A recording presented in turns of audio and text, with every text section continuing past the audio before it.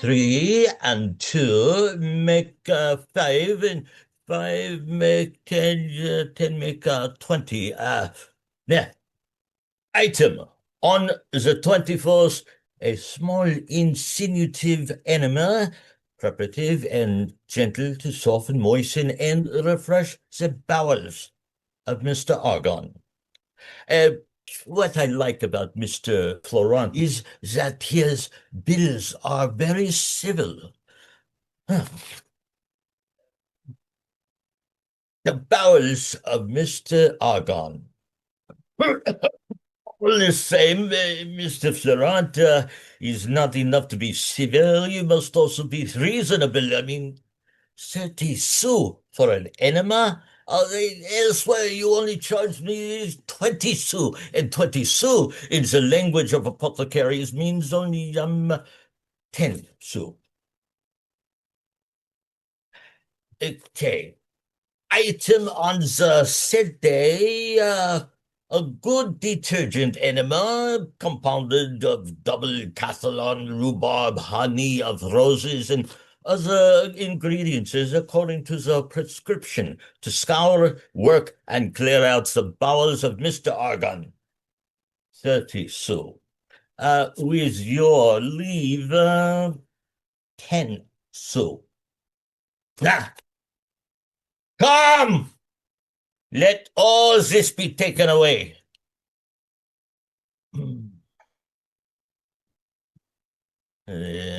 Nobody. It's no use. I'm always left alone. They don't hear, and my bell doesn't make enough noise. Net! It's as if I just didn't ring at all. You hussy! You useless tramp! Mommy! You fool, you useless scoundrel! You rushed me so much that I knocked my head against the window shutter. You imbecile! Yow! There is for the last hour. You have left me. Be silent, you nitwit. Let me scold you. Well, that's too bad after what I have done to myself. You make me howl till my throat is sore, you fool. And you make me break my head open. One is just as bad as the other. So with your leave, we are quits. What, you hussy? If you go on scolding me, I shall cry. What, must I give up the pleasure of scolding? Well, scold as much as you please. Do as you like. You prevent me, you idiot, by interrupting me every moment. If you can have the pleasure of scolding, I surely can have that of crying. Ow! I must give it up, I suppose. Take this away. Take this away, you moron. Oh, be careful to have some broth ready. Soon I will take the other curative. This Mr. Florent and Mr. Père Jean amuse themselves with your body. You are a rare milk cow for them. I would like them to tell me what disease you have that needs such purging. All your tongue, simpleton, is not for you to judge the decrees of the faculty. Ask my daughter, Angelique, to come to me. I have something to tell her. Oh, here she is, coming of her own accord. You'll come just in time. I want to speak to you. I'm quite ready to hear you. Wait a moment. Give me my walking stick. I'll be back directly. Oh. Go, sir, go quickly. Mr. Florent prescribes so many treatments and enemas to give you. Toinette. Well, what? Look at me. Well, I am looking at you. Toinette. Oh, well, what, Toinette? Don't you guess what I want to speak to you about? Oh, yes. You want to speak of your young lover. You have been speaking about him for the last 6 days. You are out of sorts unless you mention him at every turn. Since you know what I want, why don't you speak of him first? And why must I be the one to start the conversation? You don't give me time. You're so eager. True. I never weary of speaking of him. And yes, I take eager advantage to open my heart to you. But tell me, Toinette, do you blame me for my feelings I have towards him? I am far from doing so. Am I wrong in savoring these sweet impressions? I don't say that you are. And would you have me insensible to the tender expressions of ardent love that he shows me? Heaven forbid. Do you not see, as I do, something providential, some act of destiny in the unexpected adventure at the play where our meeting originated? That Yes. it's impossible to act more generously, Agreed. and that he did all this with the greatest possible grace? Oh, yes. And don't you think, Toinette, that he is very handsome Oh, certainly. and that he has the best manners in the world? No doubt about it. That there is always something noble in what he says and what he does? Oh, certainly. And that there was never, ever was anything more tender than what he says to me? True. And that there can be nothing more painful than the restraint under which I am kept and kept apart from him. You are right. But, dear Toinette, do you think that he loves me as much as he says and does? That's hardly to be trusted at any time. A display of love is sadly like real love, and I have met very many good pretenders. Toinette, what are you saying? Is it possible he's not telling me the truth? You will soon find out. Asking for you in marriage is a sure way of showing if what he says is true or not. Toinette, if he deceives me, I shall never believe in any man again. Here is your father coming back. I say, Angelique, I have a piece of news for you. You have been asked of me in marriage. What a face. You're smiling. He's pleasant, is he not? That word, marriage. There's nothing so special to young girls. Ah, nature, nature. Uh, yeah. So, from what I see, daughters, there is no need of my asking you if you're willing to marry. Oh, I ought to obey you in everything, father. How delightful to possess such an obedient daughter. The thing is settled then. I have promised you in marriage. It is my duty, father, to follow you blindly all that you determine of me. My wife, your stepmother, wanted me to make a nun of you and of your sister, Liaison. She's always been bent upon that. That excellent creature has her reasons. She would not consent to this marriage, but I carried the day, and my word has been given. Really, I am pleased with you for that, and it is the wisest thing you ever did. I have not seen the person in question, but I am told that I shall be satisfied with him, and that you too will be satisfied. Oh, most certainly, father. Yeah. Oh, have you already seen him?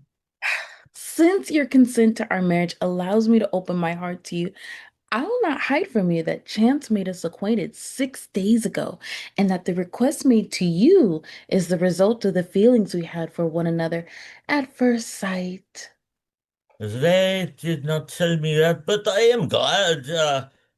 They say he is a tall, well-made fellow, Oh, yes, father. of a fine build, Yes, indeed. pleasant, Certainly. a good face, Very good. a steady and of good Quite. family, with very good manners, The best possible. and speaks both Latin and Greek. Uh, that I don't know anything about. And in 3 days he will be made a doctor. He, father? Yes, did he not tell you? No, indeed. Who told you? Mr. Pajon. Does Mr. Perjon know him? What a question. Of course he knows him. He is his nephew. Uh, Cleante is the nephew of Mr. Perjon? What Cleante? We're speaking about him who has asked you in marriage. Yes, of course. Well, he is the nephew of Mr. Pajon and the son of his brother-in-law, Mr. Diaphrus. This son is called Thomas Diaphrus, not Cleante. Mr. Florent and I decided upon this match This morning and tomorrow, this future son-in-law will be brought to me by his father. What is the matter? You look scared. It's because, Father, I see that you've been talking about somebody and I've been speaking of another. Oh, Sir, you have formed such an odd arrangement, and with all the wealth you possess, you want to marry your daughter to a doctor? what business is it of yours, you impudent demon? Gently, gently. You always begin by abuse. Can we not reason together without getting into a rage? Come, let us speak quietly. What reason have you, if you please, for such a marriage? My reason is that seeing myself infirm and sick, I wish to have a son-in-law and relatives who are doctors in order to secure their assistance in my illness. Very well. At least that is giving a reason, and to hear an answer calmly. But now, sir, do you truly believe that you are ill? Believe that I am ill, you snippet. Ah. Believe that I am ill, you impudent hussy. Well, oh, very well then. Sir, you are ill. Don't let us quarrel about that. Yes, you are very ill. I agree with you upon that point. More ill even than you think. Now is that settled? But your daughter is to marry a husband for herself. And as she is not ill, what is the use of giving her a doctor? It is for my sake I give her the doctor, and a good daughter ought to be delighted to marry for the sake of her father's health. So shall I, as a friend, give you a piece of advice? What is his advice? Not to think of this match. And your reason? Your daughter will never consent to it. My daughter will not consent to it? No, My daughter? your daughter. She will tell you that she has no need of Mr. Diophanes, nor of his son, Mr. Thomas Diophanes, nor of all the Diophaneses in all the world. But I have need of them. Besides, the match is more advantageous than you think. Mr. Diaphanous has only this son for his heir. And moreover, Mr. Perdon, who has neither wife nor child, is a man worth 8,000 francs a year. What a lot of people he must have killed to be so rich. 8,000 francs is something without counting the property of the father. That is very well, sir, but all the same, I advise you to choose another husband for her. She is not suited to become Mr. Diophanes. But I will have it so. Ha! Nonsense! Don't speak like that. Don't speak like that, why not? Dear me, no, don't say such a thing. And why should I not say that? People will say that you don't know what you're talking about. People will say all they like, but I tell you that I will have or make my promise good. No, she won't. Then I will force her to do it.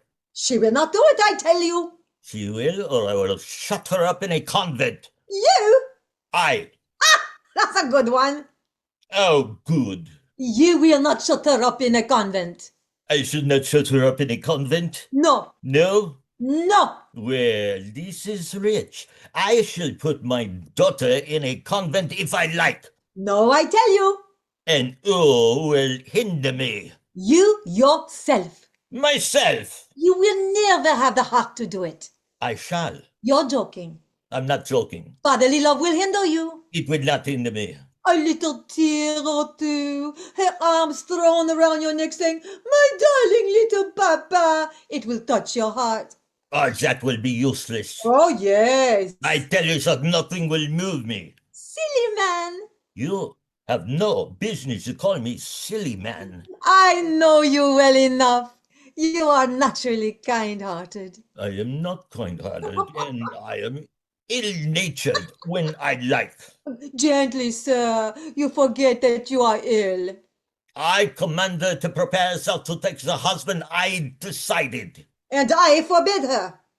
What? You? What boldness is this for a scrub of a servant to speak in such a way before her master? When a master does not consider what he is doing, a sensible servant should set him right. Oh, impudent girl. I will get you. No, it is my duty to oppose what would be a dishonor to you. Come here. No, Come no. here. Let me teach you how to speak to me. I won't have you marry that Thomas Theophorus. Wicked beast. She will obey me sooner than you. Angelique, won't you stop that nasty creature for me? Oh, Father, don't make yourself ill. If you stop her, I will refuse you my blessing. And I will have nothing more to do with her if she obeys you. Yeah, I'm done for. He's enough to kill me.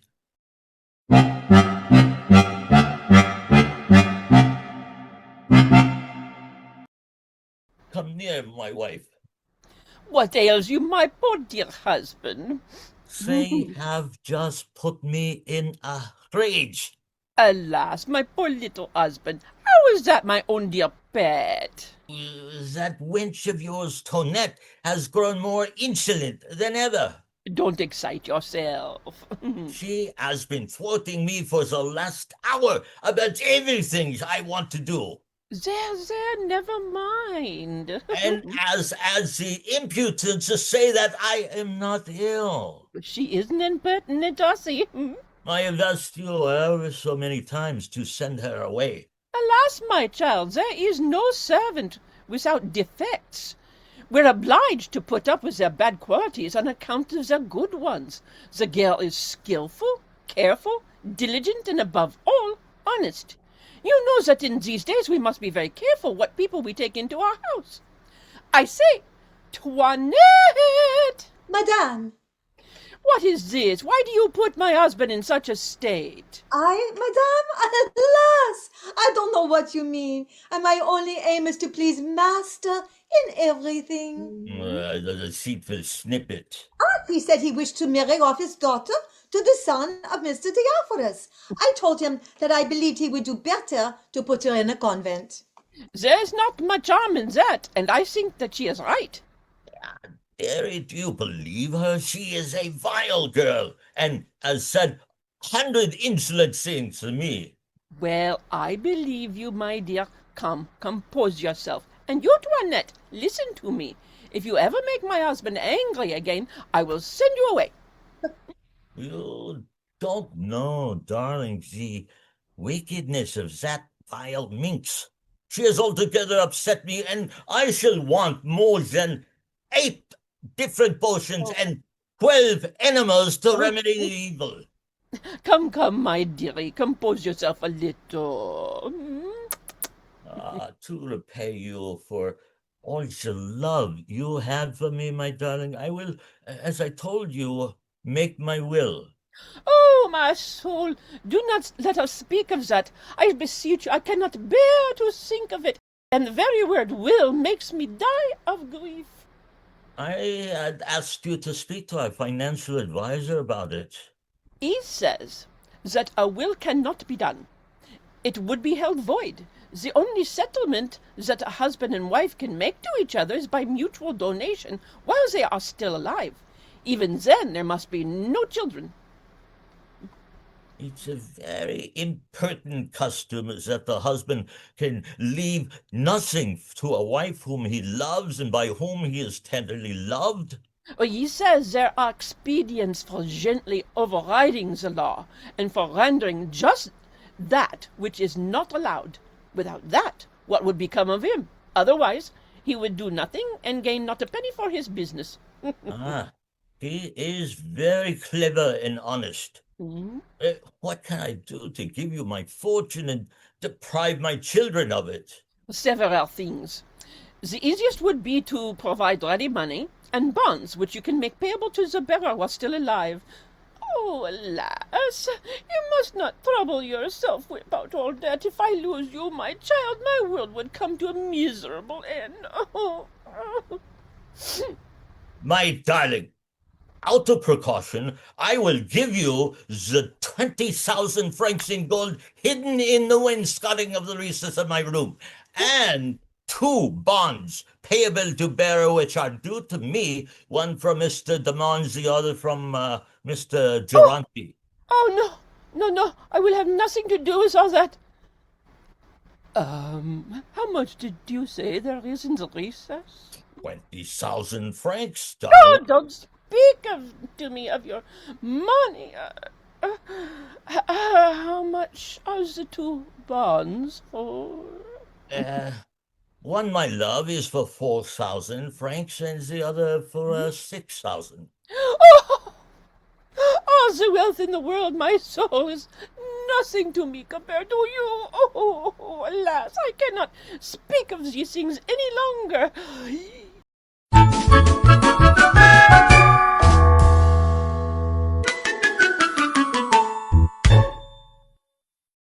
They are talking about a will. Your stepmother doesn't sleep. It is no doubt some conspiracy of hers against your interests. Let him dispose of his money as he likes, as long as he does not dispose of my heart in the same way. Do not forsake me in this dire season. I forsake you? I'd rather die. In vain does your stepmother try to take me into her confidence. I could never like her, and I have always been on your side. Trust me, I will do everything to serve you. But in order to serve you better, I must change my tactics, hide my wish to help you, and appear to embrace the feelings of your father and your stepmother. Try to let Cleante know about the marriage plan they've decided. Well, I have nobody for that duty but the old usurer, Ponchinella, my lover. It will cost me a few hundred words. Early tomorrow morning, I will send for him, and he will be happy to help us. Juanette! I am called away. Good night. Trust me.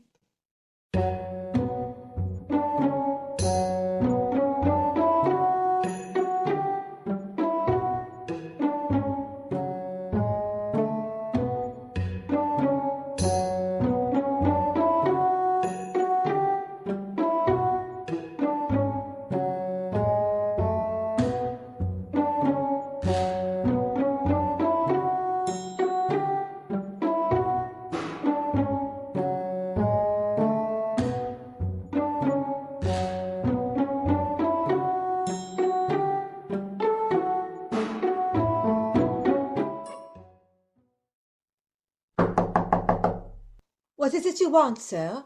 What do I want? It is you! What a surprise! What are you coming here for?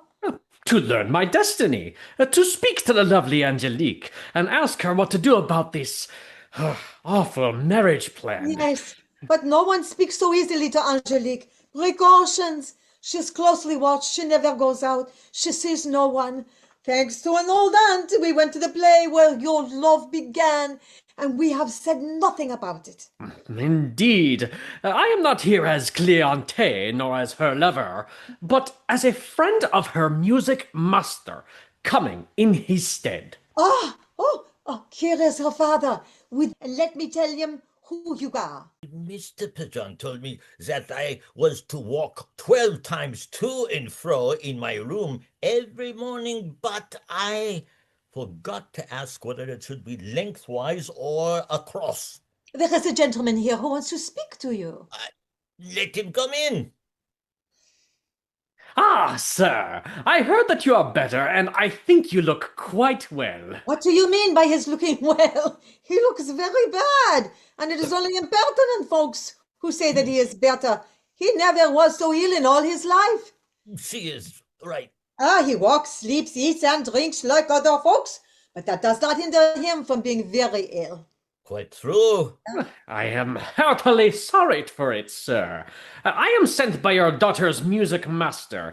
He is in the country for a few days and asked me to come in his place. Very well, call Angelique. I think, sir, it would be better to take the gentleman to her room. No. Make her come here. I would be glad to. Oh. Here she is. Go, Tonette, and see if my wife is dressed. Come, my daughter.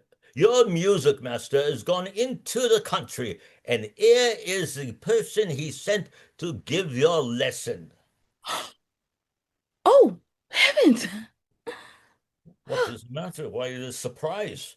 It's What can disturb you in that manner? it's just such a strange coincidence. How so?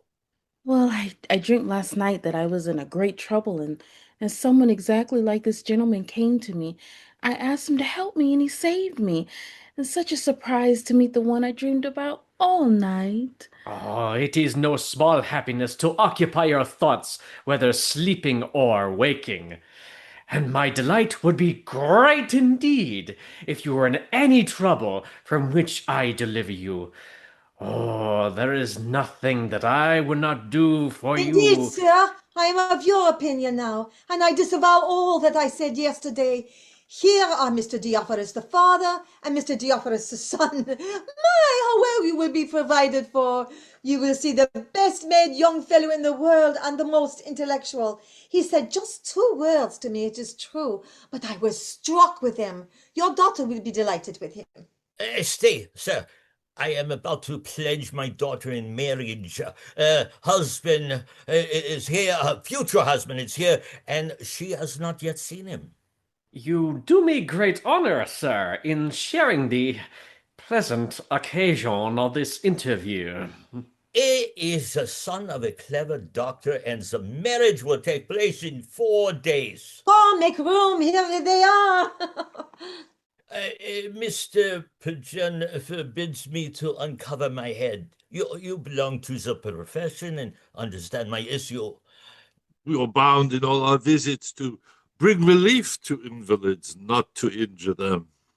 I receive, sir, My son Thomas and myself the honor you do me, declare to you, and sir, I wish the delight we are to in assure you of it. by so kindly But admitting as I us am, with sir, the honor, sir, not a poor of invalid your who alliance, can and only assure you tell you here that in exercising our knowledge, that you will seize this well, opportunity in any other way, to show you, sir, that we are ever ready, sir, is that we will entirely at your to, service, to show show you you our our zeal. zeal. No, Thomas, come forward and pay your respects. Eh? Ought I not to begin with the father? Oh, yes, yes. Sir, I come to salute and cherish you as a second father to whom I owe more than the first. The first gave me birth, but you have chosen me. He received me by necessity, but you have accepted me by choice. In so much as the mental faculties are above the corporeal, so do I hold precious its future affiliation with my most humble and respectful homage. Long life to the colleges which sent such clever people into the world. Has this been said to your satisfaction, father? Optime! Come, bow to this gentleman. Shall I kiss? Yes, yes. Madame, it is with justice that heaven has given you the name of stepmother, since we see in you steps towards the perfect beauty, which was... It is not to my wife, but to my daughter that you are speaking. Where is she? Yeah, she will soon come. Shall I wait, father, till she comes? No, go through your compliments to the young lady in the meantime. Madame, as the statue of Memnon gave forth a harmonious sound when struck by the first rays of the sun, so I enjoy sweet rapture of the sun of your beauty. As the flower-styled heliotrope always turns towards the star of day, so will my heart forever turn towards the star of your adorable eyes. Permit me then, mademoiselle, to make today, in the altar of your charms, the offering of a heart which seeks to be, till death, your most humble, obedient, and faithful servant and husband. Ah, see what it is to study, and how one learns to say such fine things. Well, what do you say to that? If the gentleman is as good a doctor as an orator, it will be most pleasant to be his patient. Would that his cures be as wonderful as his speeches. You see, sir, everybody admires your son, and are very fortunate to be the father of such a fine young man. Sir, my boast is not because I am his father. He lacks a lively imagination. Neither has he that sparkling wit found in others. As a child, he never was sharp or lively. He was 9 years old before he knew his letters. A good omen, I used to say. Trees of slow growth bear the best fruit. When I sent him to college, he found it hard, but at last succeeded in obtaining his degree. What pleases me most is his blind attachment to the ancients. He would never understand or consider the pretended discoveries of recent science on the circulation of the blood and other scientific nonsense, contradicting the ancients' wisdom. I have upheld the circulators a thesis which, with the permission of this gentleman, I venture to present to the young lady as the first fruits of my genius. Yes, it is a useless wallpaper to me. I do not understand these things. Oh, never mind.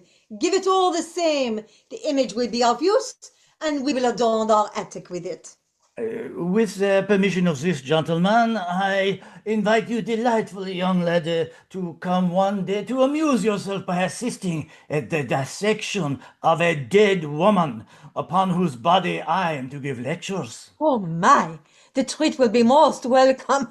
Some would take pleasure in a play at the Theatre for the Lady Love, but a dissection in a medical theatre is much more gallant. Moreover, for this marriage, I assure you that he is all you could wish. His children will be strong, healthy. Do you not intend, sir, to push his way at court and obtain for him the post of physician there? Oh, to tell you the truth, I have never desired to practice with the great. It seemed unpleasant. I have found it better to treat the ordinary public. Ordinary people are more convenient. You're accountable to nobody for your actions, as long as you follow the rules of the faculty. There's no need to trouble yourself about the result. What is vexatious among people of noble rank is that when ill, they positively expect their doctor to cure them. How very absurd! How impertinent! Cure them? Your role is to receive your fees and prescribe remedies. It is up to them to get well if they can. Quite so. We are only bound to treat people according to expectation. Sir, please make my daughter sing before the company. I was waiting for your command, sir. I propose to amuse the company to sing an operetta with the young lady. Here is your part. Mine? Don't refuse, but let me explain the scene we must sing. I have no voice. I shall seek to make myself understood. You must excuse me. The verse is pretty. But it is merely a small extempore opera, and what you will hear is only a rhythmical prose or irregular verse. Let us hear. The scene reveals a shepherd immersed in a play when he was disturbed by a noise close by. On turning, he saw a scoundrel being insolent and annoying a young shepherdess. He chastised the brute and came near the shepherdess to comfort her. He sees a young girl with the most beautiful eyes, shedding tears which he finds the most precious ever. Oh, where is the unfeeling wretch who would not be stricken by such tears? The lovely shepherdess thanks him for his kind service, but her manner is so touching and so passionate that the shepherd finds her every word, her every look, penetrating his heart. From that moment on, he bears a passionate love. Oh, tormented by her absence, he tries every means to meet her again. But the great watch kept over his shepherdess deprives him from doing so. In his deep passion, he would ask to marry the adorable beauty. He obtains permission from her through a note he schemed to get to her.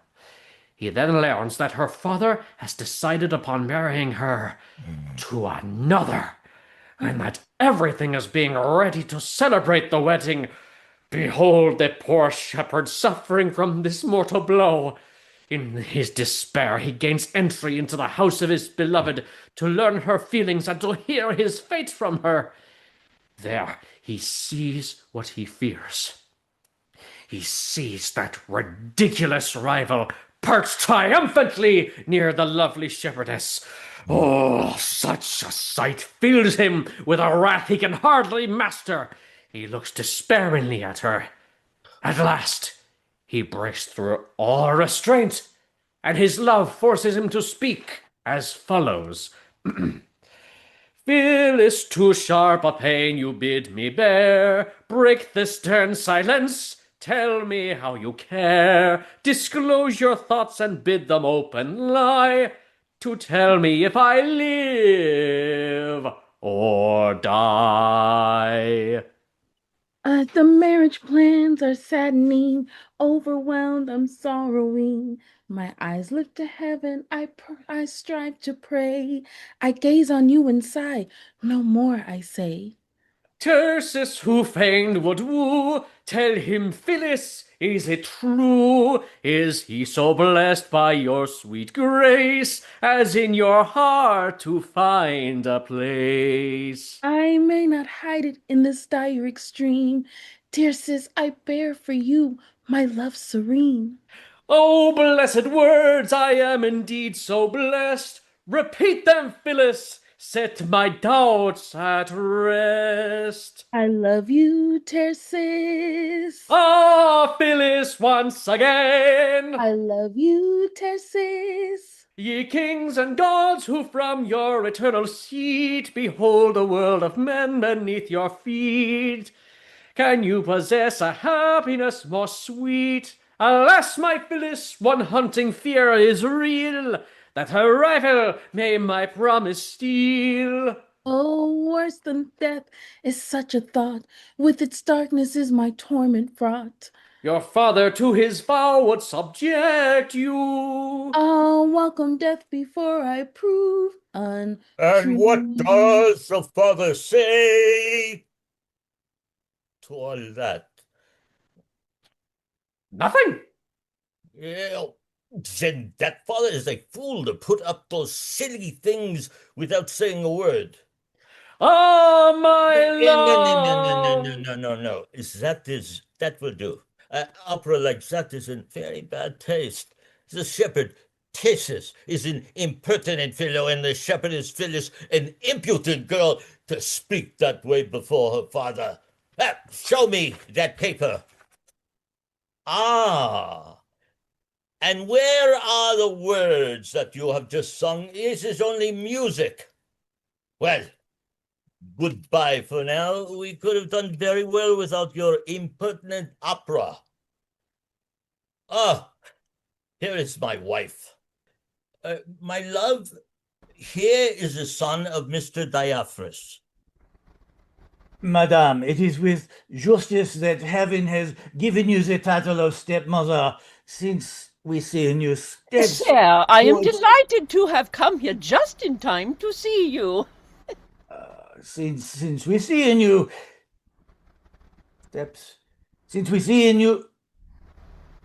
Madame, you have interrupted me in the middle of my presentation and have troubled my memory. Keep it for another time. I wish, my dear, that you had been here just now. Come, my daughter, shake hands with this gentleman, pledge him your troth. Oh, Father, What do you mean by father? I beseech you not to be in such a hurry. Give us time to become acquainted with each other and let it grow in us that sympathy so necessary for a perfect union.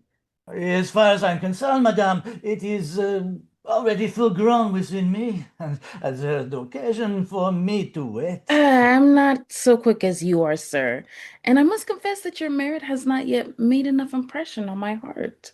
No, nonsense. There will be time enough for the impression to be made after you are married. My father, I give me time, I beseech you.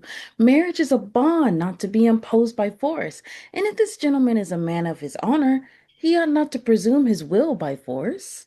Nego consequentiam. I can be a man of honor, madame, and also accept you from the hands of your father.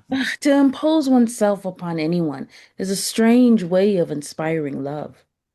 We read in the ancients, madame, of the custom to carry off by force from a father's house the maiden they wish to marry, so she might not seem to fly of her own accord into the arms of another man. The ancients, sir, are the ancients, but we are the moderns. When a marriage pleases us, we have no need to be dragged by force. If you love me, sir, you ought to do what I wish. Certainly, madame, but without prejudice to the interest of my love.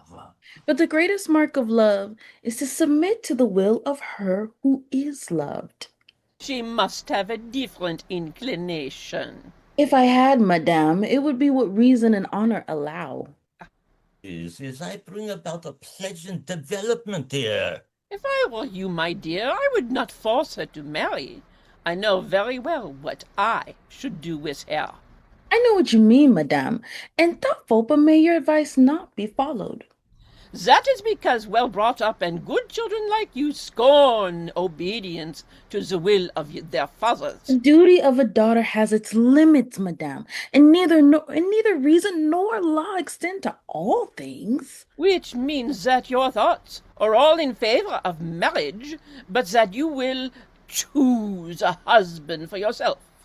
If my father will not give me a husband I like, at least I beseech him not to force me to marry one I can never love. Gentlemen, I beg your pardon for all this. We all have our end in marrying. I only want a husband that I can love sincerely. Some marry simply to be free from the yoke of their parents and do as they like. Others, madame, see in marriage only a means to be enriched by the death of those they marry. They pass without scruple from husband to husband with an eye to their possessions. These, no doubt, madame, care little what the husband is like. Well, you are very full of ideas today. I wonder what you mean by this. All this is useless, madame. I shall be quiet in spite of you. To deprive you of what you wish, I will withdraw. Listen to me, Angelique. Either you will marry this gentleman, or you will go into a convent. I give you 4 days to decide. Don't be anxious. I will bring her to reason. I am sorry to leave you, my child, but I have some important business which calls me to town. I shall soon be back. Go, my darling. Ah, how much this woman loves me. It is perfectly incredible. We shall now take our leave of you as well, sir. So first, I beg you to tell me how I am. Thomas, take the other arm of the gentleman. Let us see whether you can rightly judge his pulse. Read this.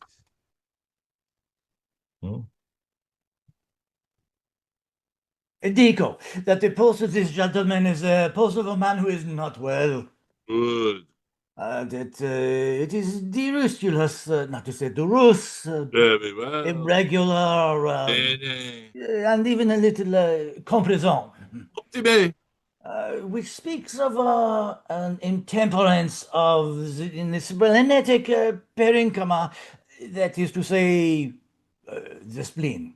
Oh, quite right. It cannot be, for Mr. Pajon says that it is my liver which is out of order.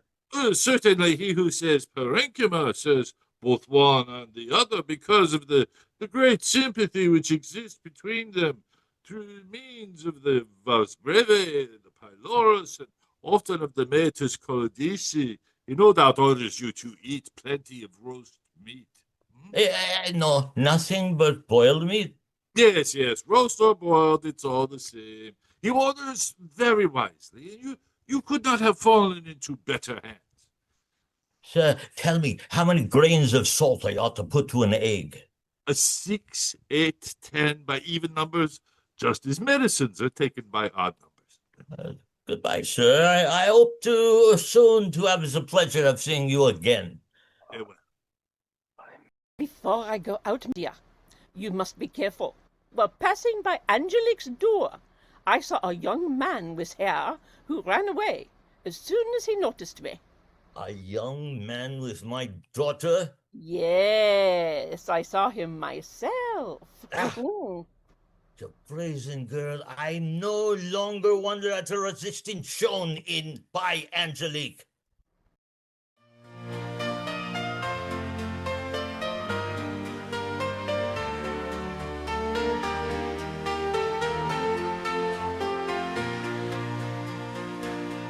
Ce petit cœur qui ne bat pour personne, ce petit cœur qui ne bat que pour lui.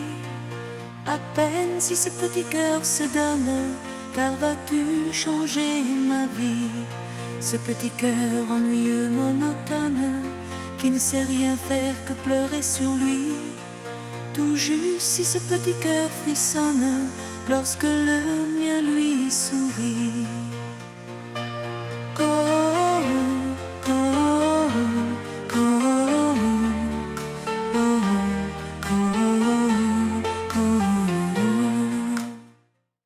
Well, brother, what is the matter? How are you? Just very bad, brother. Very How bad.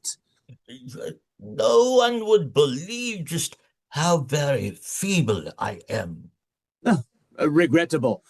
I came here, brother, to propose a match for my niece, Angelique. Brother, don't speak to me of that wicked, good-for-nothing, insolent, brazen girl. I will put her in a convent before 2 days are over. Oh, all right. I see you have a little strength left. Now, shall we have a little chat together? Oh, wait a minute, brother. I'll be back directly. Dear sir, you forget your walking stick. Ought to be sure. Pray, do not give up the interest of your niece. No, I shall do all in my power to advance her wishes. We must prevent this foolish marriage. It would be good to introduce a doctor here to discuss him with Mr. Perjean and expose these foolish treatments. So, I've decided to play a trick of my own. In what way? It is an absurd idea. Just act your part and follow my lead. Ah, here is your man.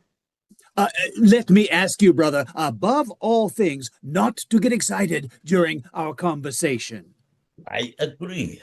And to reason without irritation. Dear me, yes, what a preamble. How is it, brother, that with all your wealth, you speak of sending your daughters to a convent?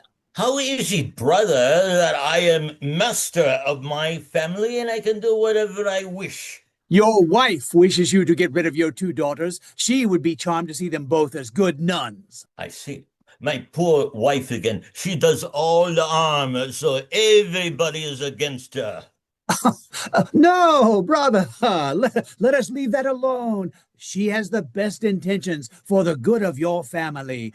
Free from all other motives, she shows you the most extraordinary tenderness, and your children an inconceivable goodness. Now, let us not speak of her, but only of your daughter to be married.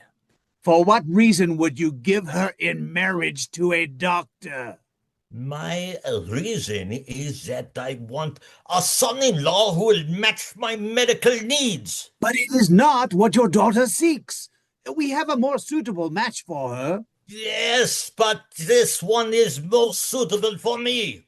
But does she marry a husband for herself or for you, brother? I must do both for her and for me. I wish to take into my family people of whom I have need. Should you be so infatuated with your apothecaries and doctors and be so determined to be ill in spite of wisdom and nature? What do you mean, brother? Oh, really? I know of no man less sick than you are. I would be quite satisfied with a constitution like yours. One great proof that you are well is that you have not died of all their medicine. These medicines keep me in good health. Mr. Perjean says that I'd be in dire straits in 3 days without his care. If you are not careful, he will take such care of you that he sends you into the next world.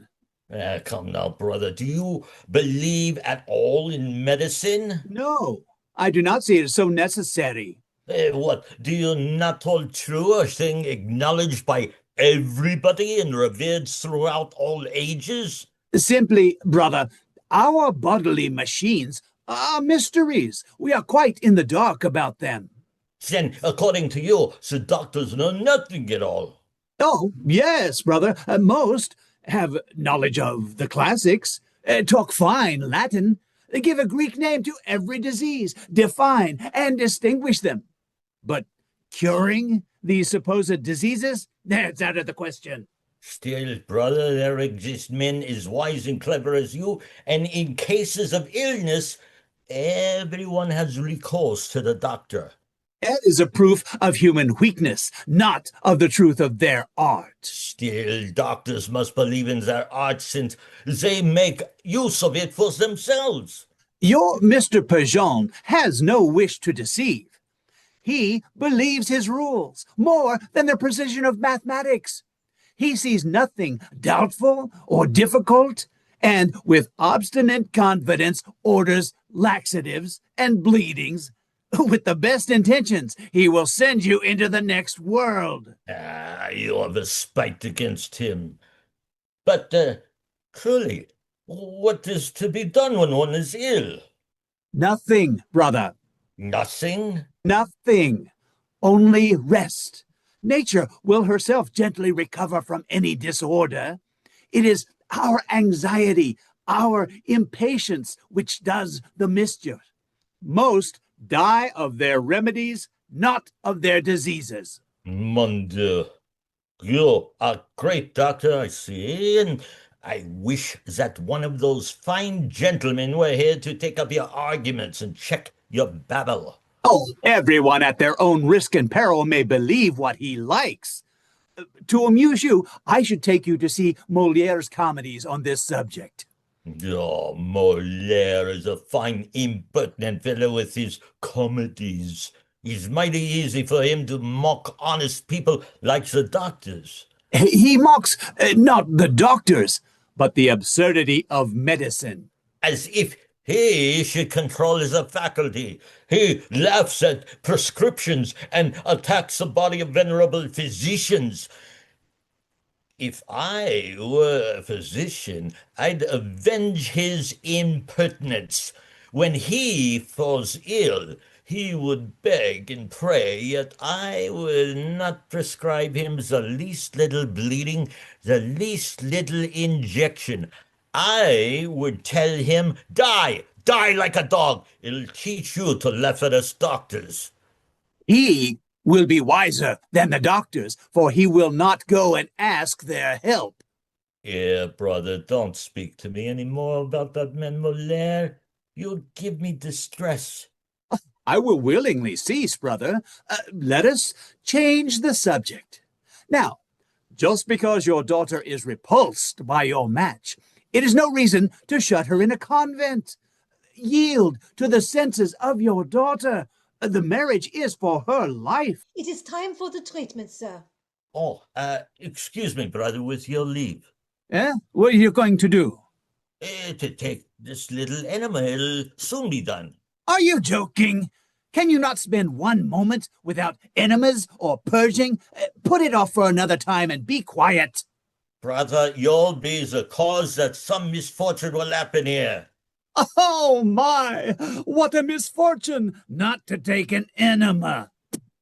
Once more, brother, can't you be cured of this doctor disease and the silly remedies? Brother, you speak as a man who is quite well.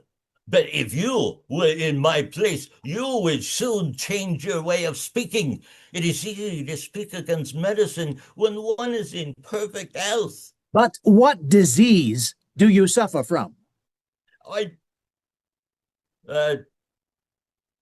You drive me to desperation. I should like you to have my disease, and then we should see if you would prattle as you do. Oh, here is Mr. Perjean. I have just heard. Nice news downstairs. You mock my prescription, refuse the remedy which I ordered? Sir, it What is not daring I. boldness! A strange revolt of a patient against his doctor! Rightful. An animal which I had the pleasure of composing myself. It was not I. Invented and made up according to all the rules of the art. Oh, he was wrong. To work a marvelous effect on the My intestines. brother. To send it back with contempt. It is he. This conduct is monstrous. Monstrous indeed. A fearful outrage against medicine. He is A the crime of high cause. treason against the faculty. Yes, quite right. It is my Then brother. I will have no more to do with you. Quite understandable. Here is the deed of a gift which I made to my nephew in favor of the marriage. No, it is my brother. He's done this. Oh, I was about to cleanse your body and clear away its bad humor. Oh, it's my And it brother. needed only a dozen purgatives to cleanse it entirely. He is unworthy of your Since care. you have forsaken the obedience He owed cries to your out for doctor, vengeance. rebelling against the remedies I prescribed for you, No, I certainly must not. now tell you that I give you up to the intemperance of your intestines, to the corruption of your blood, to the acrimony of your bile, to the feculence of your humors. It serves you right. I will have you before 4 days in an incurable state. Oh, mercy on You me. shall fall into heartburn. Mr. From Pigeon. heartburn into upset stomach. Mr. From Pigeon. upset stomach into indigestion. Mr. From Pigeon. indigestion into diarrhea. From Mr. diarrhea into dysentery. And Mr. from Pigeon. dysentery to the deprivation of your very life. I'm dead. Brother, you've done me in. Why? What is the matter? I feel already the faculty avenging itself. Really, brother, you're crazy. Do not give way to your warped imagination. He says that I shall be incurable within 4 days. Has an oracle spoken? To hear you, anyone would think that Mr. Pigeon holds your life in his hands. Mr. Pigeon can do as little towards making you die as his remedies can to make you live. Get rid of your doctors. At the very least, take counsel with a different doctor. Brother, he knows all about my constitution and the way to treat me. There is a doctor here who desires to see you, sir. What doctor? A doctor of medicine. I ask you who he is. Well, I don't know who he is, but he looks as much like me as 2 peas. Or if I was not sure that my mother was an honest woman, I should say that this is a secret brother of mine. You are served according to our wish. One doctor leaves you, and another comes to replace him. Come, brother, hear what this good doctor has to say to you about your ailments. Another opinion will suit you at this point, with Mr. Pigeon leaving you. I have on my mind all those diseases that I don't understand, those dreaded, miserable conditions that will bring me agony and grief and Allow me, who knows sir, what to ailments. pay my respects to you and offer you my services for all the bleedings and purgings you may require. I am much obliged to you, sir. 'Tis Toinette herself, I declare. I beg you will excuse me for one moment, sir. I forgot to give an order to my servant. Would you not say that this one is really Toinette? I could not believe my eyes. Brother, did you see what I just saw? Yes, my goodness, the resemblance is very striking. Surely the families of this good doctor, Antoinette, connect in some way, perhaps generations ago. It is quite unusual, I must say. How can this be? They appear to be so alike. For my part, I am astonished, incredulous, and What do you want, sir? What do you want? What? Well, did you not call me? I know. Oh, my ears must have tingled then. Just stop here one moment. See how much that doctor is like you. Oh, yes, indeed. I have plenty of time to waste. Besides, I have seen enough of him already. Brother, my oh my. Had I not seen them both together, I should have believed it was one and same person. I'm stunned. What do you say, brother? Indeed, we saw the doctor, and just then we saw Toinette. They are different and yet quite alike, but they are two different people. Astounding, brother. And perhaps it's an omen of good benefit to you that such a doctor arrives in such a timely manner to offer his services. Sir, I beg your pardon with all my heart. It is just amazing. Forgive my curiosity to see such an illustrious person. Your reputation, which reaches far and wide, must be my excuse for the liberty I am taking. Sir, I am your servant. Oh, I see. Sir, you are looking honestly at me. What age do you think I am? I should think 30 at most. Ah! Ha ha! I am 90 years old. 90 years old? Yes, that is what the secrets of my art have done to preserve me fresh and vigorous, as you see. Upon my word, a fine youthful old fellow of 90. I go from town to town, province to province, kingdom to kingdom, to find patients worthy of my attention. I disdain the trifles of rheumatism, coughs, fevers, vapors, rheumatism. I require diseases of importance.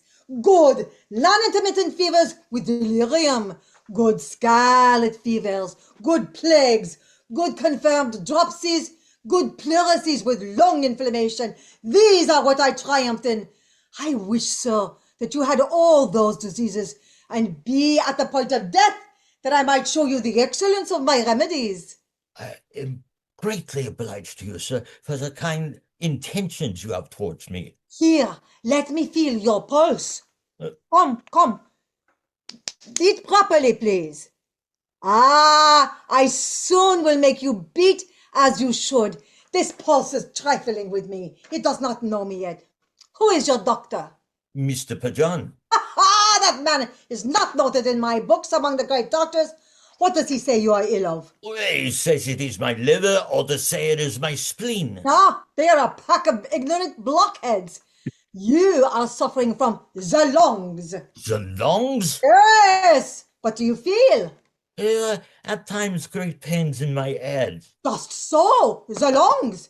At times like a mist before my eyes. The lungs. I feel sick now and then. The lungs. And the weariness in my limbs. Ah, the lungs. Do you eat your food with appetite? Yes, sir. The lungs, yeah. Do you like to drink a little wine? Yes, sir. Ah, the lungs. You feel sleepy after your meals and willingly enjoy a nap? Yes, sir. Ah, the lungs, I tell you. What does your doctor order you for food? He orders me soup. Ah, ignoramus. Veal. Ah, ignoramus. And I'd a few prunes to relax the bowels. Ignoramus. And above all, to drink my wine diluted with water. Ignorantus. Ignorantum. Ignoranta. You must drink your wine pure. To thicken your blood, you must eat good fat beef, good fat pork, good Dutch cheese, rice puddings, chestnuts, and thin cakes to make all adhere and conglutinate. Your doctor is an ass. I will send you one from my own school. You will oblige me greatly. Yeah. And what the deuce do you want with that arm? What? You should have that arm cut off on the spot. Why? Don't you see that it attracts all the nourishment to itself and hinders the other side from growing? Maybe, but I have need of my arm. And that right eye. I would have it plucked out. My right eye plucked Don't you out? see how it robs the other eye of nourishment? Indeed. Have it plucked out as soon as possible. You'll see much clearer with the left eye. There's no need to hurry. Goodbye. I must assist at a grand consultation about a man who died yesterday. About the man who died yesterday? Yes, that we may see what ought to have been done to cure him. Goodbye. Upon my word, this doctor seems to be a very clever man. Yeah, but he goes a little too fast. All great doctors do so. Yeah, cut off my arm, pluck out my eye so the other may be better. I'd rather it was not better. Make me one-eyed and one-armed. I could not bear the thought. It's frightening. Gives me the chills. Come, I am your servant. I am in no joking manner. What is the matter? Your doctor wanted to feel my pulse. Just imagine, 90 years old. Now, I say, brother, let me now speak of the match I propose for my niece, eh? No, brother, I will put her in a convent rebelling against me.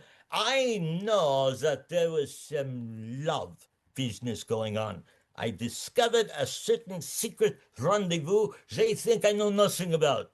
Well, brother, suppose there was some little inclination. Would it be so criminal if it tends to the honorable marriage? Be that as it may, she will be a nun. I have made up my mind. You intend to please somebody in this? I always come back to that. My wife is very much in your way. Well, yes, brother, I must speak out. It is your wife. I mean, I cannot bear either your infatuation about your doctors or your infatuation about your wife. You run into every snare she lays out. Oh, sir, don't talk so of my mistress. She is a woman without deceit, who loves my master. I can't express how much. Just ask her about the caresses she lavishes on me. Oh, yes, indeed. The uneasiness at my sickness. Certainly. Care she takes about me. Quite right. Will you let me convince you how my mistress loves my master?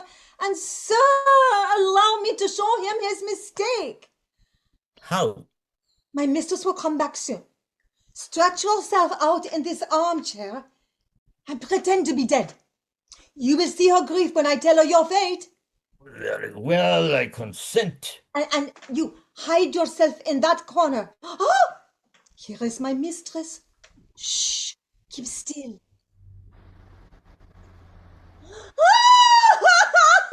Heavens! Oh, what a misfortune! What is the matter, Toinette? Oh, madame! What ails you? Your husband is dead! My husband is dead? Alas, yes, the poor soul is gone. Are you quite certain? Quite certain. Nobody knows yet. I was alone here when it happened. He just breathed his last here. Look at him. Oh. Heaven be praised! I am delivered from a most grievous burden. How silly Toinette to be so afflicted at his death. Ah, madame, I thought I ought to cry. Pooh! And he is not worth the trouble. What good did he do? A wretch unpleasant to everybody, dirty habits, always an enema in his body. Ugh! Always sniveling, coughing, spitting, a stupid, tedious, ill-natured fellow, forever fatiguing people and scolding night and day at his maids and servants. An excellent funeral oration. Toinette, you must help me. I'll make it worth your while. Since nobody is aware of his death, let us put him in his bed and keep the secret until I have gathered some papers and some money. It is not right that I should have passed the best years of my life with him without any advantage.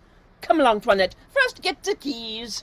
Not so fast. Oh! Oh! So, my wife, this is how you love me? Oh, the dead man is not dead.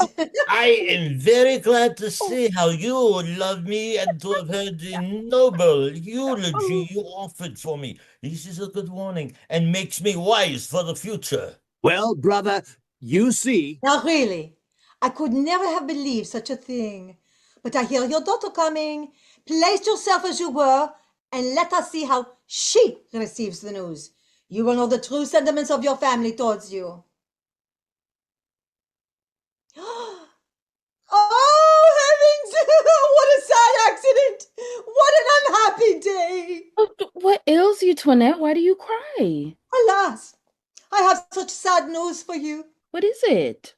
Your father is dead. My father is dead, Toinette? Yes, just look at him there. He died only a moment ago in a fainting fit. It came over him. Oh, oh heavens! What a misfortune! What a cruel grief! Oh, alas, why must I lose my father? Why at a time when he was angry with me? What will become of me? Grief? What's the matter, dear Angelique? What misfortune makes you weep? I weep for what was most dear, precious for the death of my father. Oh, heaven! What a misfortune! After I had asked your uncle to ask you in marriage, I was coming to see your father to incline his heart to grant you in marriage to me. Cleante, let us talk no more of this. Let us give up all hopes of marriage. Now my father is dead. I will renounce the world forever. Yes, dear father, I will follow your intentions and make amends for the sorrow I caused.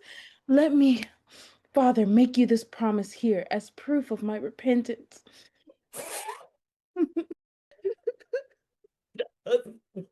My daughter, come, fear not. I am not dead. You are my true love, flesh and blood, and true to me. I am delighted to have witnessed your good heart. Oh, what a delightful surprise! Father, since heaven has given you back to me, let me implore one favor of you. If you refuse to give me Cleante for a husband, I implore you at least not to force me to marry that other. That is all I ask of you. Sir, allow your heart to be touched by her entreaties, and do not oppose our mutual love. Brother, how can you resist all this? Will you remain insensible before such affection? Well, let him become a doctor, and I will consent to the marriage. Yes, become a doctor, sir, and I will give you my daughter. Very willingly, sir, if it is all that is required. I will become a doctor and an apothecary, too, whatever is needed to obtain from you the fair Angelique. But, brother, it just strikes me. Why don't you become a doctor yourself? How convenient to have all you want within yourself. Quite true. That is the very way to cure yourself. There is no disease bold enough to dare attack a doctor. You're laughing at me, brother. Can I study at my age? Study? Why, you're clever enough. A great many are not a bit more clever than you are. But one must be able to speak Latin and know the different diseases and the remedies. When you put on the cap and gown of a doctor, all that will come of itself. When you wear the cap and gown, any stuff becomes learned, and all rubbish good sense. What do you say? Shall we have the thing done immediately? Oh, immediately. Today, in your house. I know of a body of physicians who will come presently and perform the ceremony in your hall. But what can I say? What can I answer to their questions? They'll give you in writing all you have to say. Go, dress yourself, and I will send for them. Very well, let it be done. I shall prepare.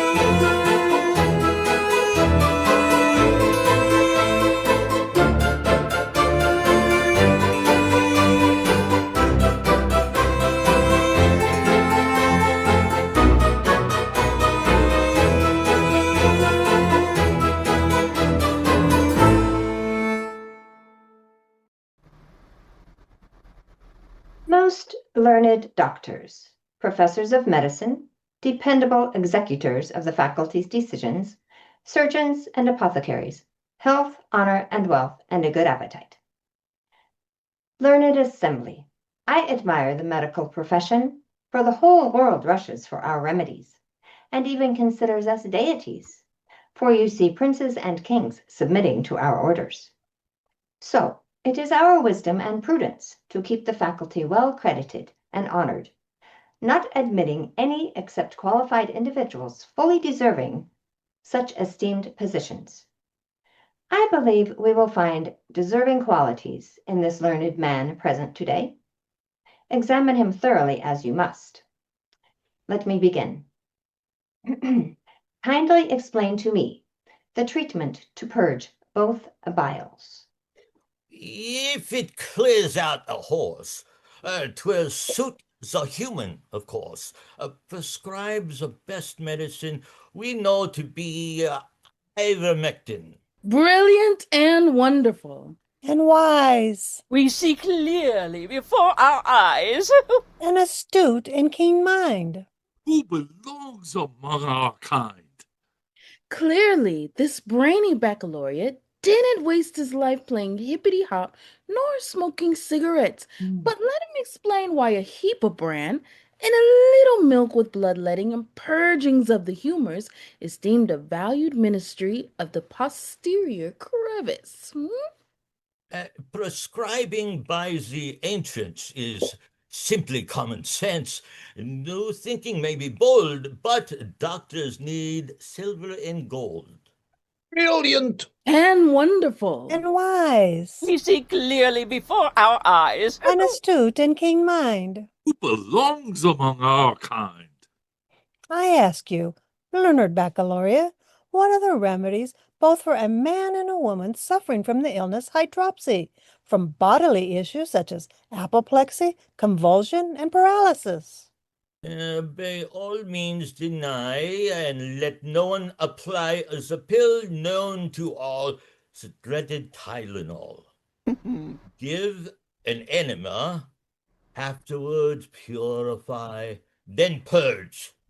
Brilliant! And wonderful. And wise, We see clearly before our eyes. and astute and keen mind. Who belongs among our kind? What are the remedies for maniacs, frenetics, melancholics, demoniacs, asthmatics, and pulmonics, for leprosy, plague, and ulcers, for every broken or fractured member? To vanquish many diseases, don't do as one pleases. Only one remedy does foil, a dose of cod liver oil. Give an enema, afterwards purify, then purge. Brilliant! And wonderful. And wise, We see clearly before our eyes. and astute and keen mind. Who belongs among our kind? What are the remedies for the blind, the deaf, for problem feet, toothaches, rabies, and the great commotion in every newlywed? Always avoid and never abide with the modern scourge of fluoride. Rather, consult the chamber pot, for it discloses quite a lot. Give an enema, afterwards purifies, then purge. Brilliant! And wonderful. And wise, We see clearly before our eyes. and astute and keen mind. Belongs among our kind. Allow me to put one question to him. Yesterday, a sick person fell into my hands, a person of rank and riches, with a severe fever, a serious headache, painful breathing, and diarrhea. Please, tell me what to do for him. Find a Himalayan salt lamp of ochre hue, then seat them in front of it as you do. Take detox tea and add in the mixer a measure of fine mushroom elixir. Hydrate water with hydrogen, add some cucumber, then use raw milk from the dairy along with acai berry. Give an enema, afterwards purify, then purge, and bill him richly. Brilliant! And wonderful. And wise, We see clearly before our eyes. and astute and keen mind. Who belongs among our kind? But if the illness doesn't repair, Then what's to be done? Give an enema, afterwards purify, then purge. Purify, purge, and administer enemas repeatedly. Also, bill generously and repeatedly. Brilliant! And wonderful. And wise. We see clearly before our eyes. An astute and keen mind. Belongs among our kind. Oh, so smart, a baccalaureate. A once lovely young Italian lady came to me. She complained of migraine, shortness of breath, swollen legs, a pounding heart. She looked green as goose droppings, with the foul urine she brought in a container. She admitted it was a marvel she wasn't dead. Kindly tell me what to do for her in keeping with orthodoxy.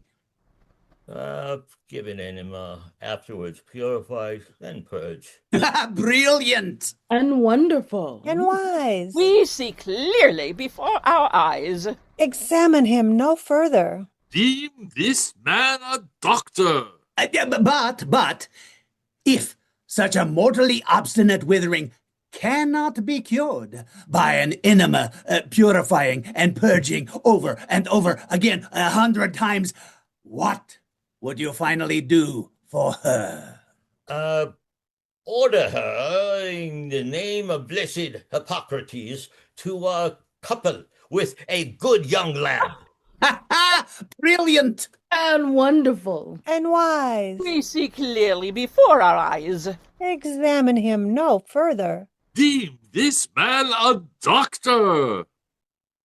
Having answered all questions of the learned faculty with wisdom, ancient and sound, and being capable of diagnosing and treating the maladies of any population, the candidate merits the administration of the oaths to become a member of the faculty in full honor and privilege. Do you swear to observe the statutes prescribed by the faculty with sense and judgment? I do swear. To employ in all consultations the age-old advice, whether good or bad? I do swear. Never to resort to any remedies besides those of the faculty? I do swear. With this venerable doctor's cap, I grant you the power and might and medical license to administer the well-practiced arts, namely, enemizing, purifying, purging, bleeding, ventilating, sacrificing, piercing, slicing, cutting, drenching, and burning. In a word, in keeping the procedures and killing without penalty, not just for Parisians, but anyone in the world. Sir, now share the depths of your wisdom, of your gratitude with this esteemed faculty. Great teachers, allow me to say thank you to such a learned group. To you, I owe much more than to nature and my father. Nature and my father made me a human being, but you have made me a doctor, which is much more. Honor, favor, and gratitude will remain in this heart forever. Live a long life. Oh, live a long life. Let the new doctor who speaks so wisely Live a long life. let him eat and drink. And cure and kill.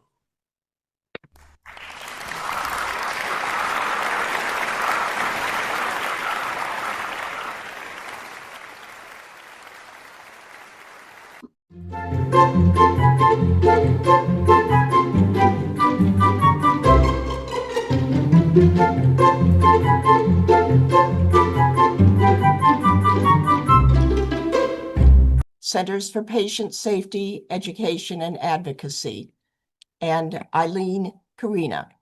So stick around after the show.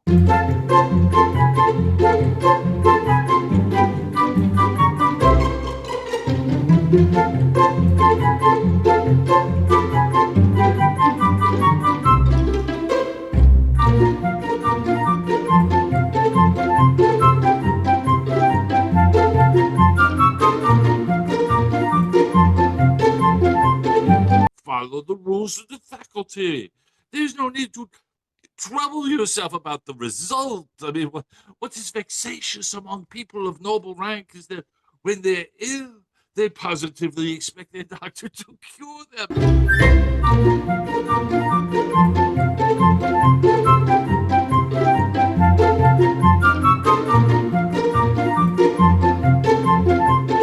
He obtains permission from her through a note he schemed to get to her.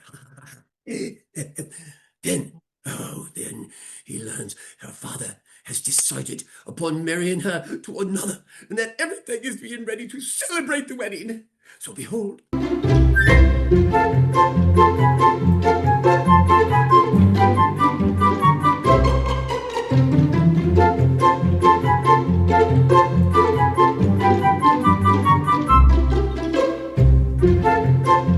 Years old before he knew his letters. A good omen, I used to say. Trees of slow growth bear the best fruit. When I sent him to college,